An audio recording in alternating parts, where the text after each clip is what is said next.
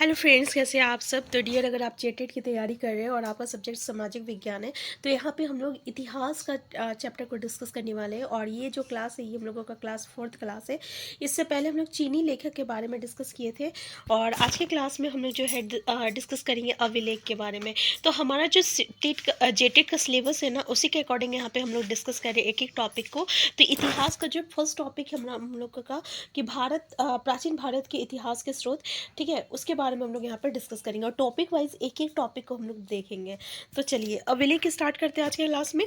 तो देखिए, सर्वधानिक प्राचीन अभिलेख जिसको हम लोग बोगाज कोई कहते हैं, ये एशिया माइनर नामक स्थान से प्राय 1400 ईसा पूर्व से प्राप्त हुआ था। और इस अभिलेख पर वैदिक काल के जो देवता है, इंद्र है, मित्र है, वरुण है, ये वैदिक काल के देवता है। इंद्र, मित्र और वरुण, ठीक है, नासत्य, अश्वानी कुमार आदि के नाम खुदे हुए मिलते हैं। तो स्मरणीय अभिलेख जो है अधिकतर पत्थर या धातु की चादरों पर खुदे होते हैं। तो आपको पता ना अभिलेख किस पे खुदाई जाती है। तो जो आपका ठोस पदार्थ होता है ना, उस पे ये जो लिखित वर्णित होता है उसको हम लोग अभिलेख कहते हैं। और इसका जो अध्ययन होता है अभिलेखों का, इसको हम लोग पुराने खास शास्त्र यानी एपिग्राफी कहते हैं। और पुराने दस्तावेजों के प्राचीन तिथि के अध्ययन को हम लोग पुरालिपि शास्त्र यानी पेलियोग्राफी कहते हैं। क्या कहते हैं? पेलियोग्राफी कहते हैं, ठीक है। नेक्स्ट पॉइंट है आपका, तो ये कुछ चीज़ें हैं जो आपको याद रखना है। सबसे अधिक संख्या में प्राचीन अभिलेख सम्राट अशोक। देखिए, अगर अभी अभिलेख की बात करें तो यहाँ पे सम्राट अशोक का बात जो जरूर आता है, क्योंकि अगर हम लोग देखें तो सबसे ज़्यादा अधिक मात्रा में अभिलेख जो है हमें सम्राट अशोक के बारे में देखने को मिलता है। और सम्राट अशोक का जब भी जिक्र आएगा तो इसका कलिंग युद्ध का जिक्र जरूर आता है। पूछा जाता है कि भाई इसके कितने अभिलेख मिले हैं, कितना शिलालेख है, इस तरीके से क्वेश्चन जो है देखने को मिलता है, ठीक है। तो ये अभिलेख ये अभिलेख तीसरी शताब्दी ईसा पूर्व के हैं। और ये अभिलेख जो है ये यूनानी, ब्राह्मी, खरोष्टी तथा अरमाइक 4 भाषा में। तो अभिलेख हमें 4 भाषा में देखने को मिलता है। एक ब्राह्मी है, खरोष्टी है, अरमाइक है और यूनानी है। अरमाइक है और यूनानी है। खरोष्टी तथा अरमाइक लिपि दाएं से, अब ये थोड़ा सा याद रखिएगा, ठीक है, कि खरोष्टी और ये जो अरमाइक लिपि जो है ना, ये आपका दाएं से बाएं लिखा जाता है। और ब्राह्मी लिपि जो है ना, ये बाएं से दाएं लिखा जाता है। तो ये डिफरेंसेस है कि दाएं से बाएं कौन सी लिपि जो है लिखी जाती है। तो ये आपका खरोष्टी और अरमाइक होती है, खरोष्टी और अरमाइक होती है। और ब्राह्मी लिपि जो होती है ये बाएं से दाएं लिखी जाती है। अब कुछ महत्वपूर्ण अभिलेख के बारे में हम लोग डिस्कस करते हैं, जैसे कि समुद्रगुप्त का जो है शासक, तो उसके बारे में हम लोग प्रयाग स्तंभ अभिलेख है और प्रतिहार नरेश भोज ग्वालियर अभिलेख में इसकी जानकारी मिलती है। फिर यशोवर्मन मालवा नरेश जो है मंदसौर अभिलेख, गौतम बलश्री जो है नासिक अभिलेख, और पुलकेशिन दो जो है ये अहोल अभिलेख है। और विजय सेन बंगाल के शासक देवपारा अभिलेख है। और खारवेल जो कलिंग राज है ये हाथी गुम्फा अभिलेख है, तिथि रहित। और स्कंद गुप्त जो है भीतरी एवं चूनागढ़ अभिलेख है। और रुद्रा दमन जो है चूनागढ़ गिरनार अभिलेख है। यहाँ पे आप लोग देख लिया अभिलेख के बारे में। तो समुद्रगुप्त है प्रयाग स्तंभ अभिलेख, पत्रिहार नरेश भोज ग्वालियर अभिलेख, यशोवर्मन मालवा नरेश मंदसौर अभिलेख, गौतम बलसरी नासिक अभिलेख, पुलकेशिन अहोल अभिलेख। और विजय सेन बंगाल के शासक देवपारा अभिलेख है, अभिलेख। और खारवाल कलिंगराज हाथी गुम्फा अभिलेख तिथि रहित। और स्कंदगुप्त जो है भीतरी एवं चूनागढ़ अभिलेख है। और रुद्रा दमन जो है चूनागढ़ गिरनार अभिलेख है। स्कंदगुप्त भीतरी एवं चूनागढ़ अभिलेख है। और रुद्रा दमन चूनागढ़ गिरनार अभिलेख है। तो सर्वप्रथम भारतवर्ष शब्द का उल्लेख जो है हमें कहाँ देखने को मिलता है, तो कलिंग राज खारवेल के हाथी गुम्फा अभिलेख में खुदा हुआ है, ठीक है। कहाँ मिला है, तो खारवेल का हाथी गुम्फा अभिलेख में देखने को मिला है। भारत जो वर्ड है भारतवर्ष, इस शब्द का उल्लेख। तो सर्वप्रथम 1837 ईस्वी में ये क्वेश्चन पूछा जाता है कि जेम्स प्रिंसेप, तो ये 1837 ईस्वी में ब्राह्मी लिपि में लिखित सम्राट अशोक का जो अभिलेख है उसको पढ़ने में ये सफलता प्राप्त किए हैं। तो गुप्त काल के से पूर्व की अभिलेख जो है ये प्राकृत भाषा में लिखी गई है, जबकि इसके बाद का जो अभिलेख है ना वो अधिकतर संस्कृत भाषा में लिखा गया है।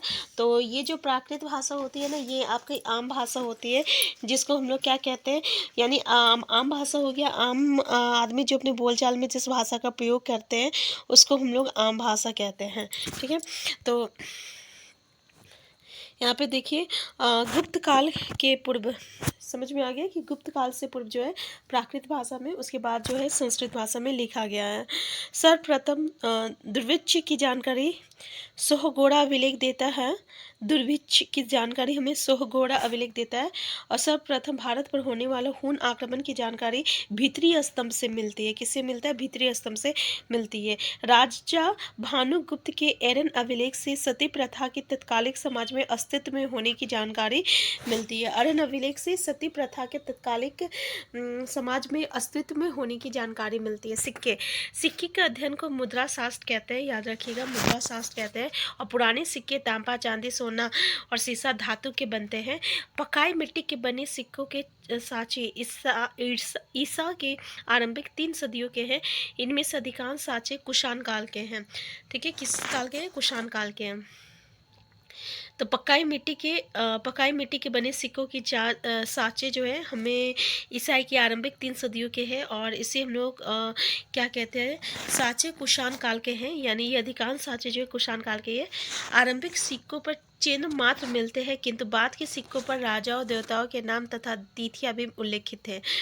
আহিत, देखिए আহিत सिक्के जो होता है या पंचमार्क सिक्के, ये भारत के प्राचीनतम सिक्के আহিत सिक्के जो ईसा पूर्व 5वीं सदी के हैं, और टप्पा मारकर बनाए जाने के कारण भारतीय भाषा में इन्हें हम लोग আহিत मुद्रा कहते हैं। क्या कहते हैं? আহিत मुद्रा कहते हैं। तो আহিत मुद्राओं की सबसे पुरानी निधियाँ जो है होट्स पूर्वी उत्तर प्रदेश और मगध में मिली है। कहाँ मिला है? पूर्वी उत्तर प्रदेश और मगध में मिला है। आरंभिक सिक्के अधिकतर जो है चांदी का होता है, जबकि तांबे के सिक्के जो होता है बहुत ही कम होता है। और ये सिक्के जो होते हैं पंचमार्क सिक्के कहलाते हैं। कौन सा सिक्के कहलाते हैं? पंचमार्क सिक्के कहलाते हैं। इन सिक्कों पर पेड़, मछली, सांड, हाथी और अर्धचंद्र आदि आकृतियाँ बनी हुई होती है।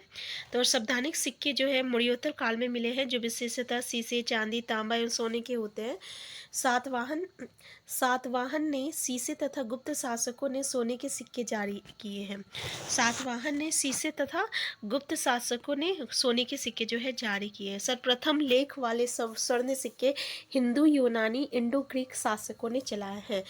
तो सर्वप्रथम लेख वाले स्वर्ण सिक्के जो है हिंदू यूनानी जो कि इंडो ग्रीक शासक ने चलाए हैं। ठीक है, तो याद रखिएगा कि जो सर्वप्रथम लेख वाले स्वर्ण सिक्के जो है ये हिंदू यूनानी इंडो ग्रीक शासकों ने चलाए हैं। और सातवाहन ने शीशे तथा गुप्त शासकों ने सोने के सिक्के चलाए हैं। तो याद रखिएगा, गुप्त शासक जो थे ये सोने के सिक्के चलाया है, और सातवाहन जो है ये शीशे का सिक्के जो है चलाया है। ठीक है, शीशे का।